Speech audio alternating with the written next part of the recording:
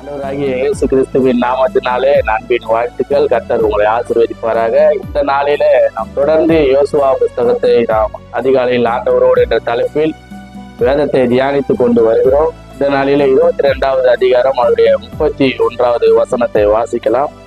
அப்பொழுது ஆசரணியான எலியேசரின் குமாரனாகிய பினெகேஸ் ரூபன் புத்திரரையும் காத் புத்திரரையும் மனேசே புத்திரரையும் நோக்கி, நீங்கள் கர்த்தருக்கு விரோதமாய் அப்படி கொத்த துரோகத்தை செய்யாதிருக்கிறதுனாலே கர்த்தர் நம்முடைய நடுவே இருக்கிறார் என்பதை இன்று அறிந்திருக்கிறோம். இப்பொழுது இஸ்ரவேல் புத்திரரை கர்த்தரின் கைக்கு தப்பிவிட்டீர்கள் என்றார். அல்லேலூயா.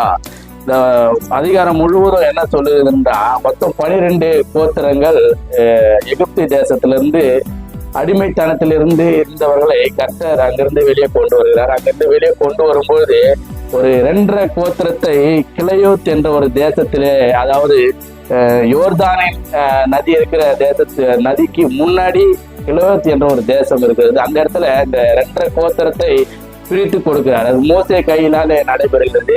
அதே போல அது முடிந்த அந்த யோர்தானை கடந்து போகும்போது அந்த இடத்துல கானான் தேசத்தை பார்க்கிறாங்க. அதை பார்த்து அந்த மீதி இருக்கிற 9 கோத்திரத்தையும் அந்த இடத்துல பிரிக்கிறாங்க. அந்த இடத்துல பிரிக்கிற வரைக்கும் அந்த 2.5 கோத்திரமும் அங்கதான் இருக்கிறாங்க, கூட தான் இருக்கிறாங்க. அதாவது மனசே கோத்திரம், காத் கோத்திரம் இவங்க கூடவே இருந்து பிரிச்சு எல்லாத்தையும் முடிஞ்ச பிறகு யோசுவா ஆசீர்வதித்து அனுப்புகிறார். நீங்க போதும், இவ்வளவு தூரம் உங்களுடைய சகோதரர் மேல வைத்திருந்த பாசத்திற்காக நீங்க கூடவே வந்தீங்க, கர்த்தருடைய வார்த்தைக்கு நீங்க பயந்தீங்க, கர்த்தனுடைய வார்த்தையின்படி நீங்க நடந்தீங்க, அதனால நான் அவங்கள ஆசீர்வதிக்கிறேன் அப்படின்னு சொல்லிட்டு ஆசீர்வதித்து திருப்பி நீங்க உங்களுடைய கிளையோத் தேசத்திற்கு நீங்க போகலாம் அப்படின்னு சொல்லிட்டு ஆசீர்வதித்து அனுப்புறாரு.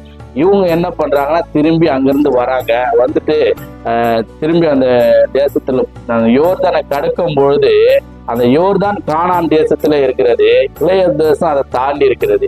அந்த யோர்தானிலேயே இருக்கிற அந்த யோர்தான்ல கரையோரத்துல ஒரு பலிபீடத்தை கட்டுகிறார்கள். இப்படி கட்டும் பொழுது அவங்க இந்த இஸ்ரவேல் ஜனங்கள் கேள்விப்படும் பொழுது இவங்க வேறு ஒரு பலிபீடம் கட்டிட்டாங்கன்னு சொல்லிட்டு இவங்க மேல கோவப்பட்டு வேற எதுக்கும் கட்டிட்டாங்கன்னு சொல்லி தவறா புரிஞ்சுக்கினேன் அவங்க கிட்ட போர் தொடுக்கலான்ற ஒரு பேச்சுவார்த்தை நடைபெறுகிறது.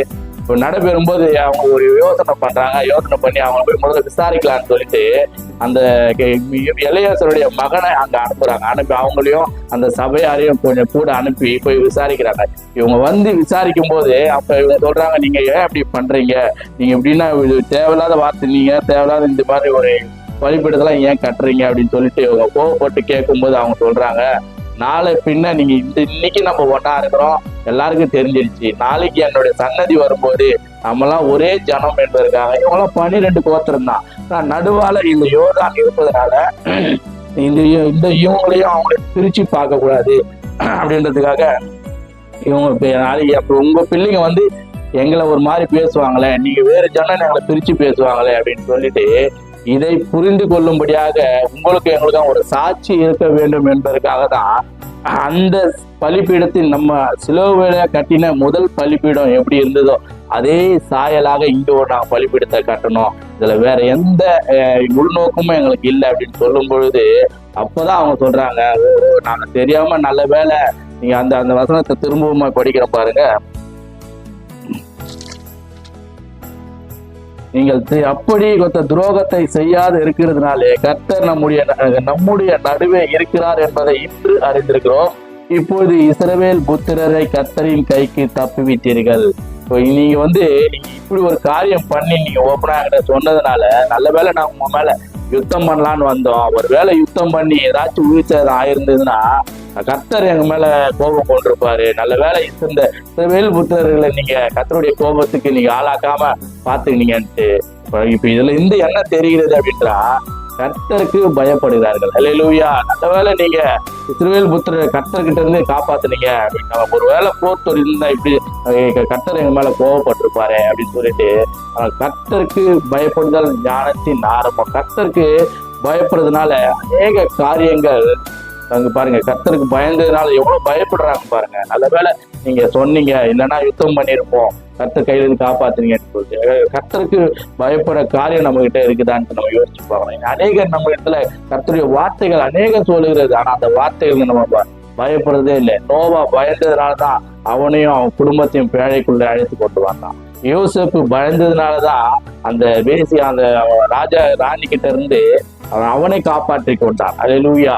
அதனால தாவீது பயந்ததுனாலதான் அவன் பயந்து ஓடி ஒளிஞ்சான். இப்போ சவுல் எதிர்க்க கையில கிடைச்சும் கூட இருக்கிறவங்க எல்லாம் சொல்றாங்க வெட்டுன்ட்டு. இல்ல தேவன் அபிஷேகம் பண்ண மனிதன் மீது நம்ம கைய வைக்க கூடாதுன்னு சொல்லிட்டு கர்த்தருக்கு பயப்படுதலே ஞானத்தின் ஆரம்பம். கர்த்தருக்கு அது போல 25 சங்கீதம் 25 சொல்கிறது, கர்த்தருக்கு பயந்தவர்களுக்கு அவருடைய ரகசியத்தை வெளிப்படுத்துவாரு. அல்லேலூயா.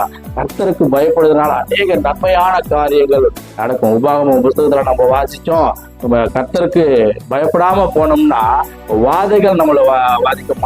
வாதைகள் நம்மளோடு நிறுத்தாது, சன்னதியாய் பற்றி எறியும் என்று இந்த வசனத்துல வாசிச்சோம். அவருடைய வார்த்தைக்கு நம்ம பயந்து இருந்தோம்னா அவருடைய அநேக ரகசியங்களை வெளிப்படுத்துவார், நமக்கு ஞானத்தை தருவார், அநேக ஆசீர்வாதங்களை வைத்திருக்கிறார். நம்ம பயப்படாம போனோம்னா நம்மேல் அநேக வியாதிகளை வைத்திருக்கிறார். அது பற்றி எறியும் என்று சொல்கிறார். பற்றி எறியும்னா என்ன? தொடர்ந்து வாசிக்கலாம். உன் தேவனாகிய கர்த்தர் என்னும் மகிமையும் பயங்கரமான நாமத்திற்கு பயப்படும்படிக்கு நீ இந்த புஸ்தகத்தில் எழுதியிருக்கிற இந்த நியாயப்பிரமாண வார்த்தைகளின்படி எல்லாம் நடக்க கவனமாய் இராவிட்டால் கர்த்தர் நீங்காத பெரிய வாதைகளும் நீங்காத கொடிய ரோகங்களும் உன்னையும் உன் சந்ததியும் அதிசயமாய் வாதித்து நீ கண்டு பயந்த எகிப்தின் வியாதிகள் எல்லாம் உன்மேல் வரவிப்பார், அவைகள் உன்னை பற்றி கொள்ளும். அல்லேலூயா, அல்லேலூயா. நீ நாமத்திற்கு பயப்படும்படிக்கு அவருக்கு பயந்தாதான் அன்னைக்கு ஆசீர்வாதங்க.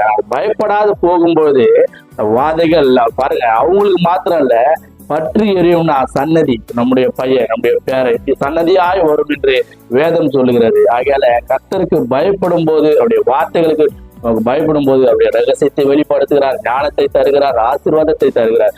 பயப்படாமல் போகும்போது, வார்த்தைகளை விட்டு விலகி போகும்போது நமக்கு வாதைகளை வைத்திருக்கிறார். நம்முடைய நன்மைக்காக தான் இதெல்லாம் சொல்றாரு. அநேக ஆசீர்வாதங்கள் வேதத்துல பொக்கிஷமாய் கொடுக்கப்பட்டிருக்குது. ஆனா நாமளும் அதை கேட்கிறோம், அதை கேட்டு அதன்படி நடக்காம போகிறோம்னு என்ன அர்த்தம்? கர்த்தருடைய வார்த்தையின் மேல பிரியம் இல்லை, பயம் இல்லை. அல்லேலூயா. இந்த நாளில நாம் தெரிந்து கொண்ட வார்த்தை தான். நல்ல வேலை இஸ்ரவேல் சொல்றாங்க, இஸ்ரவேல் புத்திரன் நல்ல வேலை கர்த்தருடைய கைக்கு என்ன தப்பி விட்டீங்க, நாங்க யுத்தம் பண்ணலான்னு இருந்தோம் அப்படின்னு சொல்லிட்டு பாருங்க. அவங்க யுத்தம் பண்ணியிருந்தா கர்த்தர் அவங்களை பாதிப்பார், அவங்க மேல யுத்தம் பண்ணுவார் என்பதை இவங்க அறிந்து வச்சிருக்கிறாங்க. அல்லேலூயா. ஆகையால கர்த்தருக்கு பயந்து அவருடைய எல்லா காரியங்களையும் நம்ம பயந்து கற்பனைகளை நடக்கும்போது ஆசீர்வாதத்தை வைத்திருக்கிறார், நமக்கு ரகசியத்தை வெளிப்படுத்துவார், ஞானத்தை தருவார். பயப்படாமல் போகும்போது அவருடைய வாதைகள் நம்ம மேல் வந்துடும், நம்மளோட போகாது. நம்ம பிள்ளைங்கள்லாம் நம்ம பாருங்க, இன்னைக்கு ஓடி உழைக்கிறது நம்ம பிள்ளைங்களுக்காக தான். நம்மளுடைய வார்த்தைகளை விட்டுட்டோம்னா நம்ம பிள்ளைகளுக்கும் அந்த வியாதி வரும், பேர பிள்ளைங்களுக்கும் அந்த வியாதி வரும். நம்முடைய சன்னதியை நாம் பாதுகாக்க வேண்டும் என்றால் அதற்காகவாவது கர்த்தருடைய வார்த்தைக்கு நாம் பயப்பட வேண்டும். இந்த வார்த்தை உங்களுக்கு பிரயோஜனமா இருக்கும் நம்புறேன். கர்த்தர் உங்களை ஆசீர்வதிப்பாராக.